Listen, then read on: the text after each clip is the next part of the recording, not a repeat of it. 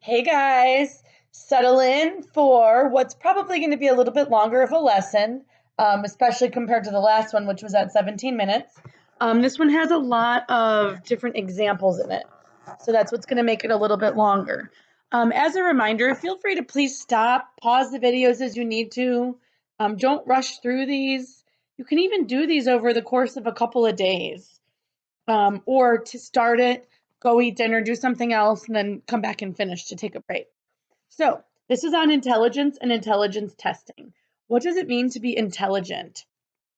Oh, before I get started, I also want to say there's a lot of review in this. So some of the slides aren't going to show up in your notes, and it's going to be good to review some of the stuff like genetics and whether it's hereditary, or intelligence and whether it's genetic or hereditary, nature nurture, or like environmental or genetic, or whether and then we're also going to go over the different kinds of some of the different kinds of research studies as well. So, what does it mean to be intelligent? So, in many studies, intelligence has been identified as whatever intelligence tests measure, which has tended to be school smarts. But intelligence is not a quality like height or weight, which have the same meaning to everyone worldwide. People assign this term to the qualities that enable success in their own time and culture. So when we did the stations with problem solving, one of the stations was Christmas songs. And we purposely did not talk about the fact that not everybody celebrates Christmas, right? And cultures, people across different cultures are going to have different ideas about what those songs mean. And so when we're talking about it in terms of problem solving or intelligence, it really is dependent on culture, on what that thing means to that person. So just because somebody at your table group knew it, maybe their family celebrates Christmas, doesn't mean they're more intelligent. It just has to do with their culture. So, how is intelligence defined? Well, it's the ability to learn from experience, solve problems, and use knowledge to adapt to new situations. Some people have talents in science, others excel in the humanities, and still others are gifted in athletics, art, music, dance. A talented artist may be stumped by the simplest math problem, or a brilliant math student may struggle when discussing literature. Are all these people intelligent? I'd say for sure they are. So, what is general intelligence? Notated with a lowercase g in parentheses. According to Charles Spearman and others, general intelligence, or G, underlies all mental abilities and is therefore measured by every task on an intelligence test. General intelligence is at the heart of all our intelligent behavior, from navigating the sea to excelling in school. Spearman believed people often have special outstanding abilities, or lowercase s, as well. He noted that those who score high in one area, such as verbal intelligence, typically score higher than average in other areas, such as spatial or reasoning ability. What is factor analysis? This is a statistical procedure that identifies clusters of related items called factors on a test. This is used to identify different dimensions of performance that underlie a person's total score. So Charles Spearman utilized factor analysis in creating his theory of G and S. He looked for clusters of related items. So how did the work of L.L. Thurston contradict and support Spearman's findings? So L.L. Thurstone, one of Spearman's early opponents, he gave 56 different tests to people and mathematically identified 7 clusters of primary mental abilities. Those are word fluency, verbal comprehension, spatial ability, perceptual speed, numerical ability, inductive reasoning, and memory. This idea of a general mental capacity, lowercase g, expressed by a single intelligence score was controversial in Spearman's day, and so it remains. What's an argument in support of the existence of G? Well, Thurstone did not rank people on a single scale of general aptitude, but when other investigators studied these profiles, they detected a persistent tendency. Those who excelled in one of the 7 clusters generally scored well on the others. So the investigators concluded there was still some evidence of a G factor. What's Howard Gardner's theory of multiple intelligences? Well, he's identified 8 relatively independent intelligences, including the verbal and mathematical aptitudes assessed by standardized tests. We've got intrapersonal, interpersonal, naturalist, linguistic, logical, mathematical, musical, spatial, and bodily kinesthetic.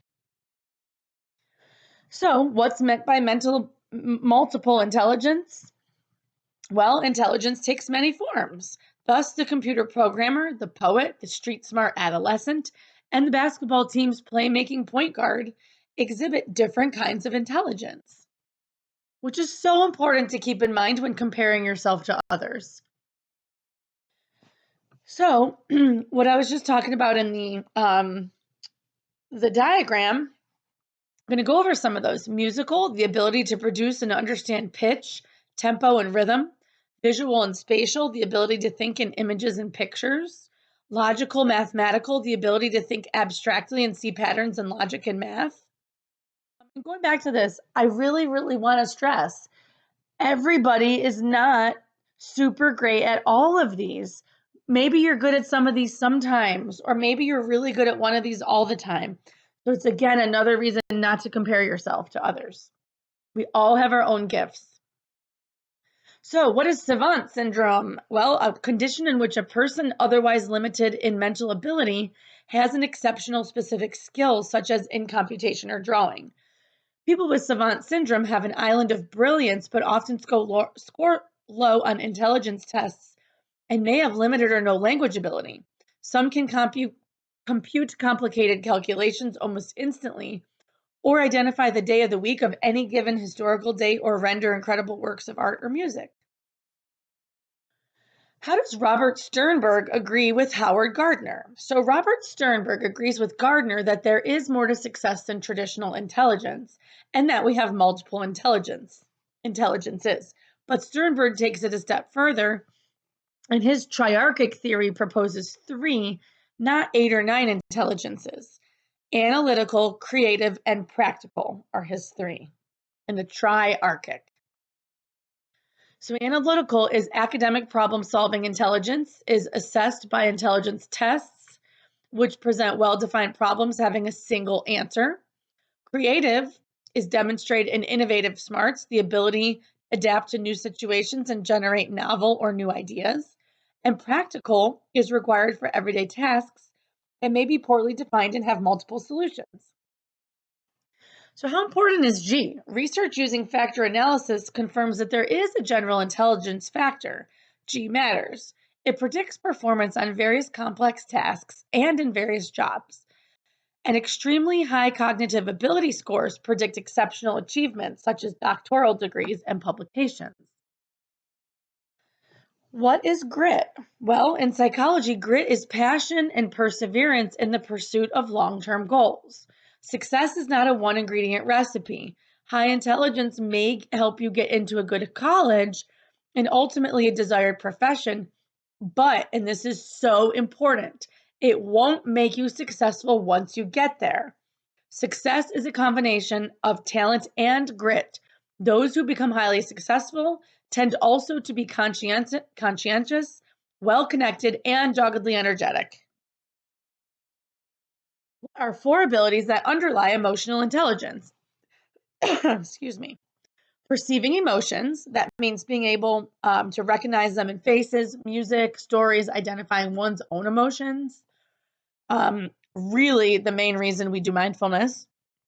Understanding emotions, predicting them and how they may change and blend, managing emotions, knowing how to express them in varied situations, and how to manage others' emotions, and using emotions to facilitate adaptive or creative thinking. All of the reasons we do mindfulness. What are characteristics of emotionally intelligent people? Well, they more often succeed in relationship, career, and parenting situations than do academically smarter but less emotionally intelligent people. They also tend to be happy and healthy and can delay gratification in pursuit of long-range rewards. Excuse me. Um, a review of intelligence theory. So I'm not going to go over this, This just sums up what we just went over in terms of the intelligence theories, which was all the new vocabulary as well. Gives a summary, gives strengths, and gives other considerations, which is what we talked about in lesson. So feel free to freeze this, take a picture of it, whatever you want to do, but this is not in your notes. AP exam tip, familiarize yourself with the slide, the previous slide, that table, and be able to compare and contrast the contributions of the intelligence theorist. All right, moving into the next section of the lesson. So we just talked about what is intelligence, and we talked about the different theorists. Now we're talking about what's an intelligence test. Well, it's a method for assessing an individual's mental aptitudes and comparing them with those of others using numerical scores. Psychologists classify intelligence tests as either achievement tests intended to reflect what you have learned or aptitude tests intended to predict your ability to learn a new skill. So aptitude has a P in it, P for predict. That's how you're going to remember the difference between those two, or one way to remember the difference. So exams covering what you have learned in this course are achievement tests. Examples include the AP exam, chapter or unit tests in your course's final exams in college. Whereas an aptitude test predicting, that's going to be like a college entrance exam, which seeks to predict your ability to do college work. Other examples of aptitude include the SAT or ACT, or career tests that help predict what future job might best fit your interests. Become familiar with key contributors in intelligence testing and be able to identify how they differ. So, how are individual differences in mental abilities historically researched? Well, English scientist Francis Galton was fascinated with measuring human traits. Galton wondered if it might be possible to measure natural ability and to encourage those of high ability to mate with one another. He devised methods to measure intellectual strengths based on such things as reaction time, sensory acuity, muscular power, and body proportions. Results of his research, well, his quest for a simple intelligence measure failed, and the measurements he gathered did not correlate with intelligence. However, he left the field of psychology with statistical techniques that are still used, the phrase nature and nurture, and the belief in the inheritance of genius. Alfred Binet contributed to the field of psychology he was commissioned by the French government to design fair and unbiased intelligence tests to administer to French school children. He and his student, Theodore Simon, began by assuming that all children follow the same course of intellectual development, but that some develop more rapidly. A dull, they called him dull, child should score much more like a typical younger child, and a bright child like a typical older child. Thus, their goal became measuring each child's mental age and the level of performance typically associated with a certain chronological age. When we talk about mental age, Binet assumed that the average 9-year-old has a mental age of 9. Children with below average mental ages, such as 9-year-olds who perform at the level of typical 7-year-olds, would struggle with age-appropriate schoolwork. Although the child had a chronological age of 9, Binet would say they have a mental age of 7. So he tested for mental age, like athletic aptitude, and it's a general capacity that showed up in various ways. They tested for a variety of reasoning and problem-solving questions on Binet's 2 daughters, and then on bright and backward Parisian school children. Items answered correctly could then predict how well other French children would handle their schoolwork. So what were the limits of IQ calculating? The original IQ formula worked fairly well for children, but not for adults. Most current intelligence tests, including the Stanford Binet, no longer compute an IQ in this manner. That's my boy Mark. He's 39, but he's already reading at a 42-year-old level. What were the problems with the early intelligence tests? So sweeping judgments based on intelligence test scores became an embarrassment to most of those who championed testing. Lewis Terman came to appreciate that test scores reflected not only people's innate mental abilities, but also their education native language, and familiarity with the culture assumed by the test. So, abuses of the early intelligence tests, such as immigrant screening, remind us that science can be value laden. And that goes back to what I was talking about with the Christmas station, the Christmas song station. Not everybody celebrates Christmas. So different cultures are going to do differently on that problem solving task. So, what intelligence test did David Wechsler design? He created what's now the most widely used individual intelligence tests, the Wechsler Adult Intelligence Scale, or WAIS, together with a version for school-age children, the WISC, and another for preschool children, the WPPSI. Some of the subtests of the WAIS are recognizing similarities, vocabulary, letter number sequencing, block design. So you would use 4 blocks to make the image shown below. And it yields not only an overall intelligence score, as does the Stanford-Binet, but also individual scores for verbal comprehension, perceptual organization, working memory, and processing speed. So striking differences among these individual scores can provide clues to cognitive strengths or weaknesses. For example, a low verbal comprehension score combined with high scores on other subtests could indicate a reading or language disability, which you would want to know so that you could get the appropriate support. So what 3 criteria must an intelligence test meet to be accepted? It's got to be standardized, which means to make scores meaningful, they are compared to a pre-tested sample population. It's got to be reliable, which means the test gives consistent scores no matter who takes it or when they take the test. And it's got to be valid, which means the test measures or predicts what it's supposed to. L-shaped curve that describes the distribution of many physical and psychological attributes. Most scores fall near the average and fewer scores lie near the extremes, which is off to the left and off to the right, the lower and the higher extreme. So if you see the center, about 68% of people score within 15 points of 100. About 95% of all people fall within 30 points of 100.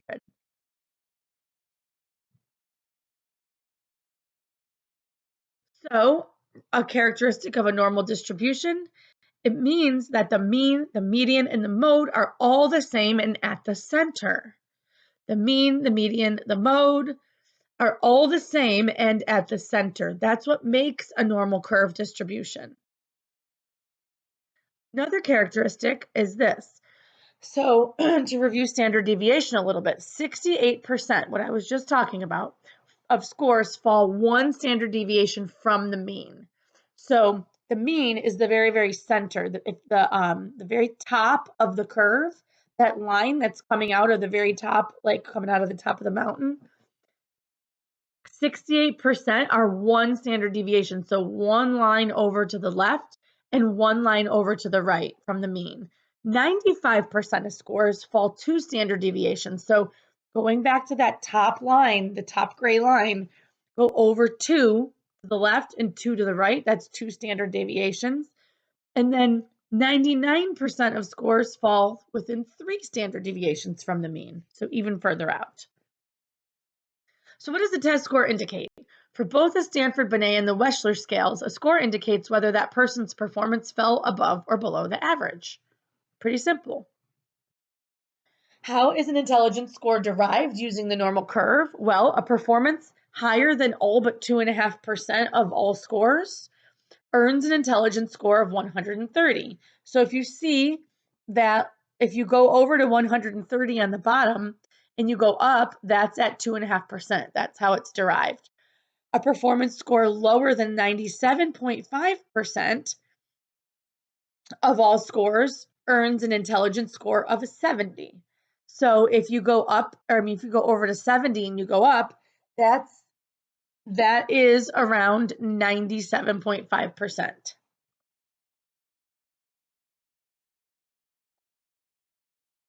So The Flynn effect. It turns out that intelligence test performance has improved. The worldwide phenomenon is called the Flynn effect in honor of New Zealand researcher James Flynn, who first calculated its magnitude. The average person's intelligence test score in 1920 was, by today's standard, only a 76. So intelligence test performance has improved if you look at the bell curve compared to that. So getting back into statistics and into some of our review. Reliability is the extent to which a test yields consistent results and can be assessed three ways: by split half, alternative, or test retest. Split half means scores on two halves of the test, even items versus odds, are compared. Alternative form, which means varying versions of the test are given and results are compared. And test retest. The same test is administered and results are compared.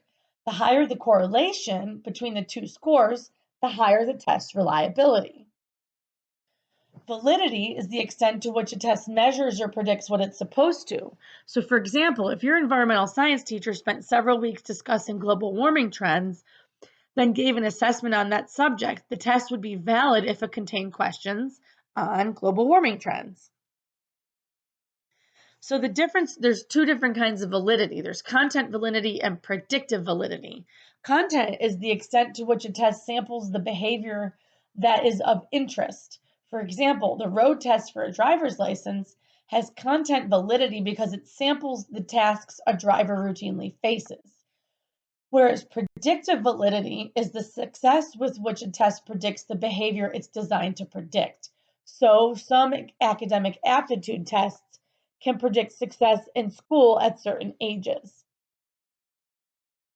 When can predictive validity yield little information? Well, consider a correlation between football linemen's body weight and their success on the field.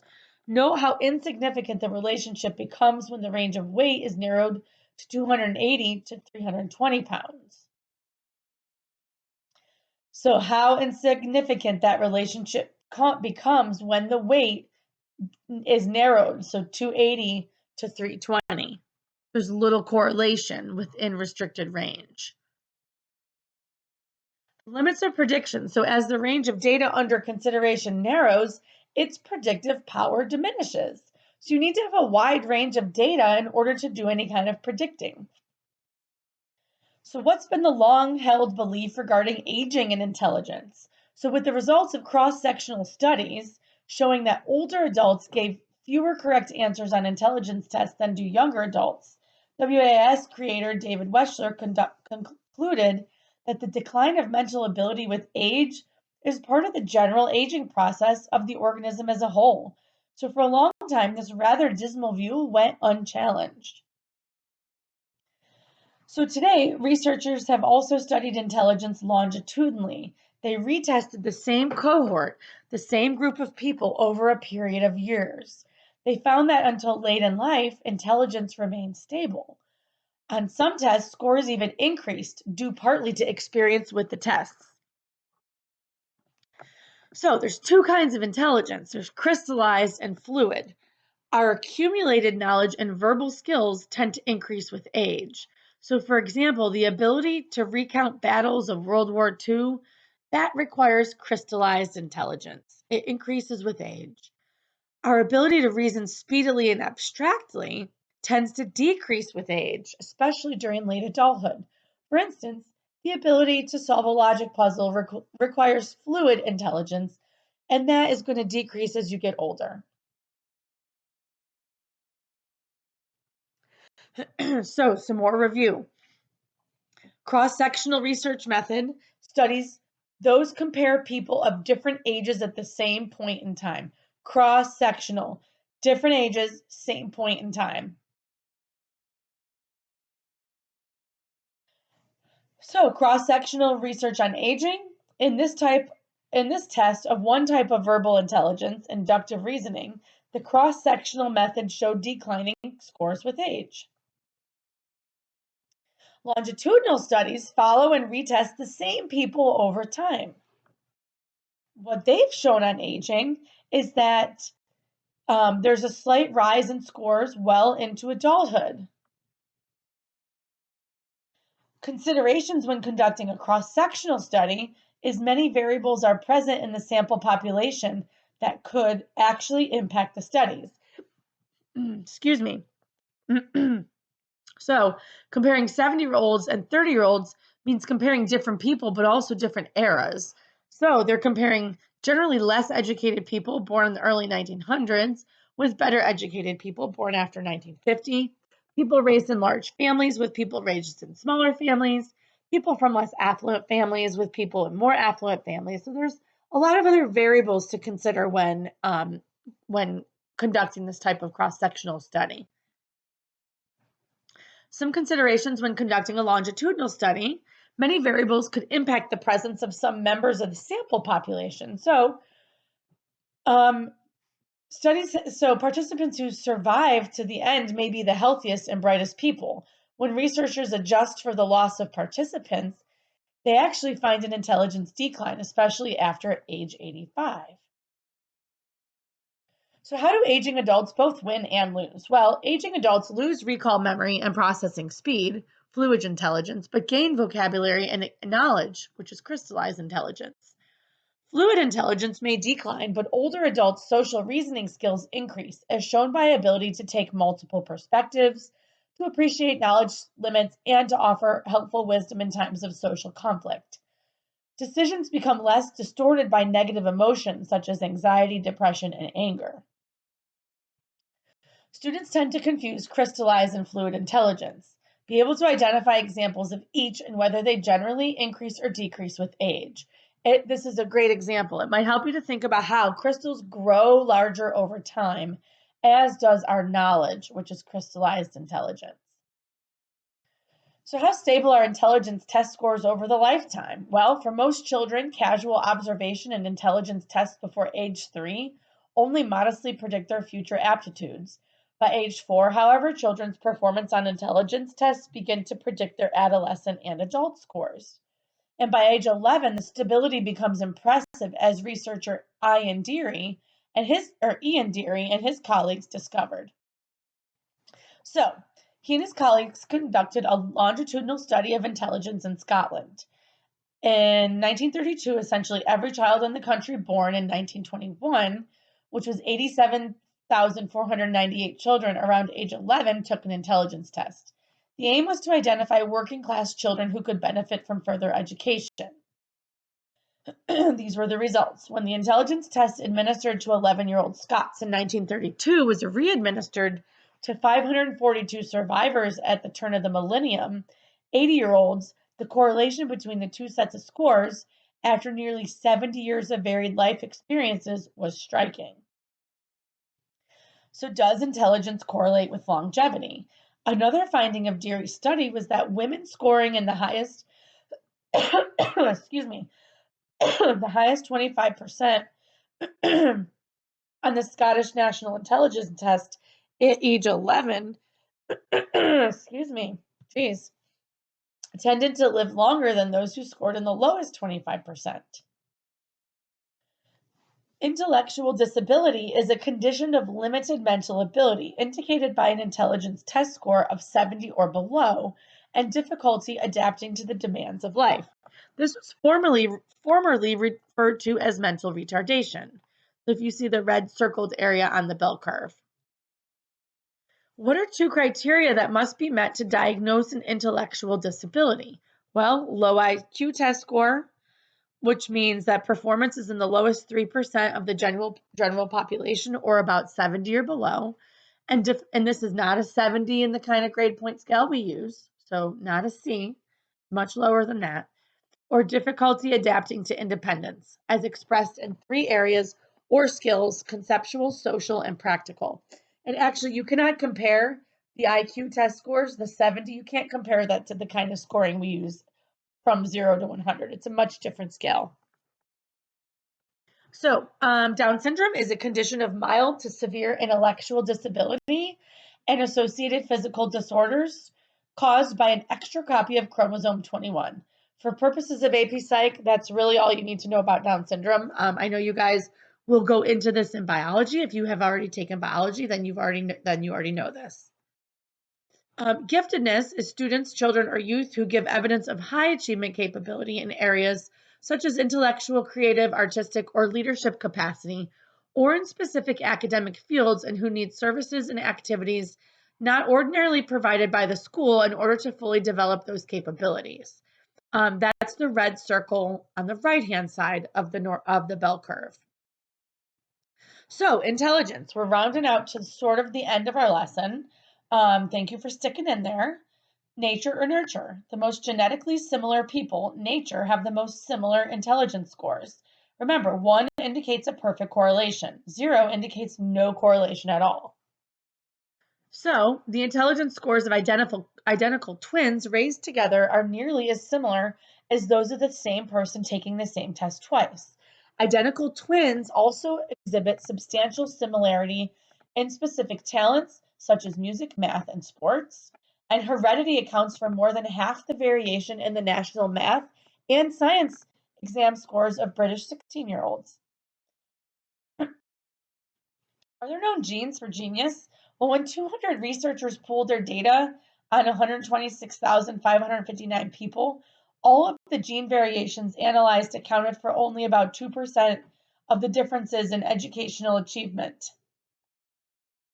A follow-up British study recently found genes that predicted 9% of the variation in school achievement at age 16. What does the research show regarding the environmental factors of intelligence? In one large Swedish study, children adopted into wealthier families with more educated parents had IQ scores averaging 4.4 points higher than their not adopted biological siblings. Adoption enhances the intelligence scores of mistreated or neglected children, and when environments vary widely, as they do among children of less educated parents, environmental differences are more predictive of intelligence scores. So, what determines intelligence then, genes or environment? So, seeking to disentangle genes and environment, researchers have also compared the intelligence test scores of adopted children with those of A, their biological parents, and B, their adoptive parents. Over time, adopted children accumulate experience in their differing adoptive families. So in verbal ability, whom do adopted children resemble? As the years went by in their adoptive families, children's verbal ability scores became more like their biological nature parent scores. Do genetic influences become more apparent as we accumulate life experiences? Well, identical twins' similarities continue or increase into their 80s. Adopted children's intelligence scores resemble those of their biological parents much more than their adopted parents. And the heritability, this is a review, the heritability of general intelligence increases from about 30% in early childhood to well over 50% in adulthood. More review. Heritability is the proportion of variation among individuals in a group that we can attribute to genes. The heritability of a trait may vary depending on the range of populations and environments studied. So let's take a minute to refresh heritability on the next slide. So remember, intelligence is about 50% heritable. What does that mean and what does it not mean? It does mean that genetic influence explains about 50% of the observed variation among people. What it doesn't mean is that your intelligence is 50% genetic. Okay, so look at that and let that sink in. So consider Mark Twain's fictional idea of raising boys in barrels to age 12, feeding them through a hole. If we were to follow his suggestion, the boys would all emerge with lower than normal intelligence scores at age 12. Why? From genes, yet given their equal environments, their test score differences could be explained only by their heredity. Why? Well, what does it mean that intelligence may be polygenetic? Poly means many, so intelligence that is polygenetic means involving many genes. Psychologist Wendy Johnson compares the polygenetic effect to height. 54 specific gene variations together account for 5% of our individual height differences, leaving the rest yet to be discovered. What matters for intelligence, as for height, personality, sexual orientation, schizophrenia, or just about any other human trait, is the combination of many genes. What is the impact of neglect? So, some Romanian orphans, such as this child in the Liganul Pentru Copii orphanage in 1990, had minimal interaction with caregivers and suffered delayed development. So, researcher J. McVicker Hunt observed that the typical child in a destitute Iranian orphanage he studied could not sit up unassisted at age 2 or walk at age 4, which is that's very late. The little care the infant received was not in response to their crying, cooing, or other behaviors, so the children developed a little sense of personal control over their environment. They were instead becoming passive glum lumps. So Hunt, aware of both the dramatic effects of early experiences and the impact of early intervention, began a training program for Iranian caregivers, teaching them to play language fostering games with 11 infants. They imitated the babies babbling, engaged them in vocal follow the leader, and finally they taught the infants sounds from the Persian language. Results: by 22 months of age, infants could name more than 50 objects and body parts, and so charmed visitors that most were adopted, an unprecedented success for the orphanage. Early intervention can impact intelligence. So in childhood, schooling is one intervention that pays intelligence score dividends. Schooling and intelligence interact and both enhance later income. How does having a growth mindset influence intelligence? Psychologist Carol Dweck reports that believing intelligence is changeable, not fixed, fosters a growth mindset, a focus on learning and growing. A fixed mindset, by comparison, would support a set, unchangeable level of intelligence throughout life. Dweck teaches young teens that the brain is like a muscle, growing stronger with use as neuron connections grow. Receiving praise for effort and tackling challenges rather than being smart or accomplished helps teens understand the link between hard work and success. They also become resilient when others frustrate them. And superior achievements in fields from sports to science and to music arise from the combination of ability, opportunity, and disciplined effort. So, how do the genders differ in mental ability scores? In Ian Deary's 1932 testing of all Scottish 11-year-olds, girls' average intelligence score was 100.6 and boys was 100.5. So far as G is concerned, boys and girls and men and women are the same. Yet most people find differences more newsworthy. Girls outpace boys in spelling, verbal fluency, locating objects, detecting emotions, and sensitivity to touch, taste, and color. Boys outperform girls in tests of spatial ability, in complex math problems, though in math, computation, and overall math performance, boys and girls hardly differ. Researchers report that culturally influenced preferences help explain why American women, more than men, avoid math-intensive vocations. Social expectations and divergent opportunities also shape boys and girls' interests and abilities. More gender-equal cultures, such as Sweden and Iceland, exhibit little of the gender math gap found in gender-unequal cultures, such as Turkey and Korea. So since the 1970s, as gender equity has increased in the United States, the boy-to-girl ratio among 12 to 14-year-olds with very high SAT scores above 700 has declined from 13 to 1 to 3 to 1, which is awesome. Spatial ability is the most reliable male edge in mental abilities. It appears in spatial ability tests like the one at the right. Solution requires speedy mental rotation of three-dimensional objects. So, rounding out the lesson on how do racial and ethnic groups differ in mental ability scores. So this goes back to culture. There are many different groups in average intelligence scores. New Zealanders and European descent outscore native Maori New Zealanders. Israeli Jews outscore Israeli Arabs, and most Japanese outscore most Burakumin, a stigmatized Japanese minority, and white Americans have outscored Black Americans. How does environment contribute to differences in mental abilities? Well, we've seen that heredity contributes to individual differences in intelligence, but group differences in a heritable trait may be entirely environmental, influenced by factors such as minority oppression, poverty, and war.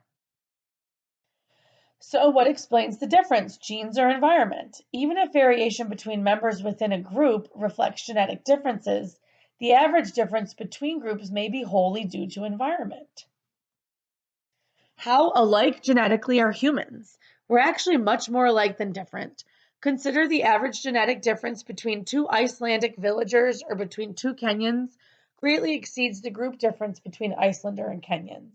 Light-skinned Europeans and dark-skinned Africans are genetically closer than are dark-skinned Africans and dark-skinned Aboriginal Australians.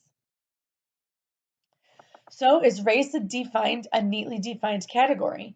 Many social scientists see race primarily as a social construction without well-defined physical boundaries, as each race blends seamlessly into the race of its geographical neighbors. In one genetic analysis of more than 160,000 people living in the US, most with less than 28% African ancestry said they were white. Those with more than 28% mostly said they were African American. The intelligence test performance of today's better fed, better educated, and more tested prepared population exceeds that of the 1930s population by a greater margin. Then the intelligence test score of the average white today exceeds that of the average black. Countries whose economies create a large wealth gap between rich and poor tend to also have a large rich versus poor intelligence test score gap. China and Turkey people in poor regions have the lowest intelligence scores, and those in wealthier regions have the highest.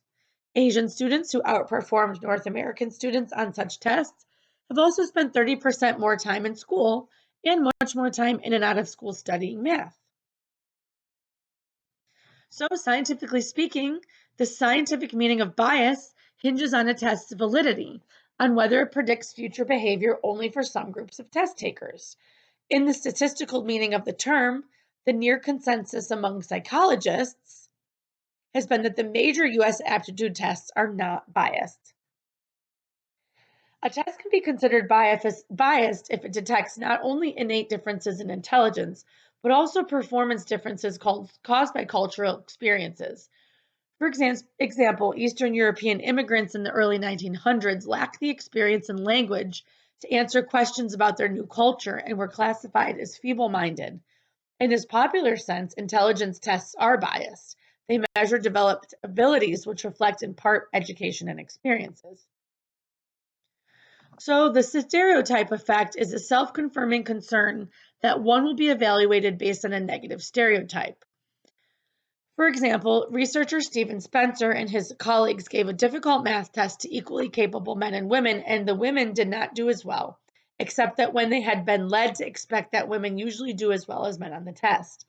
Expecting to struggle with math because the stereotype of women as weaker in math existed, the women then performed poorly on the test.